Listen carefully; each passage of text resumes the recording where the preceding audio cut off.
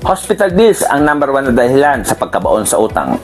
Isang biglaang pagkakasakit, isang aksidente lang, pwedeng baliktarin ang buong buhay ng pamilya. Maraming Pilipino may trabaho at kita pero walang sapat na health protection.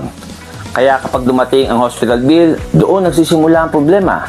Ipon na uubos, credit card na pupuno, utang na dadagdagan. Minsan kahit gumaling ang pasyente, matagal pa rin may sakit ang finances ng pamilya.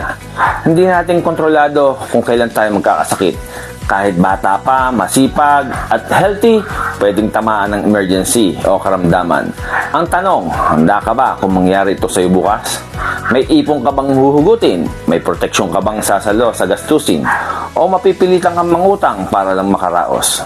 Kapag may tamang plano at health protection, nag-iibang sitwasyon. Hindi ka agad matitinag ng hospital bills. May sasalo sa malaking gastusin at may peace of mind ka. Makakapag-focus ka sa pagpapagaling at sa pamilya, hindi sa takot sa bayarin.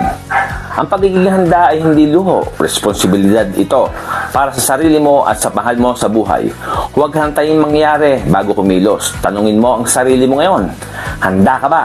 Kung hindi pa, ngayon ang tamang oras sa pagpaplano at umuya sa utang na dulot ng medical emergency. Kaya dapat mong alamin at matutunan ang tamang pag-manage ng iyong pinaghihirapang kitain. Paano? Just do a simple comment, info, at i-message kita. Or feel free to direct message me. Plan at i-guide kita. Please like, share this video. Go ahead. Thank you. See you in my next video.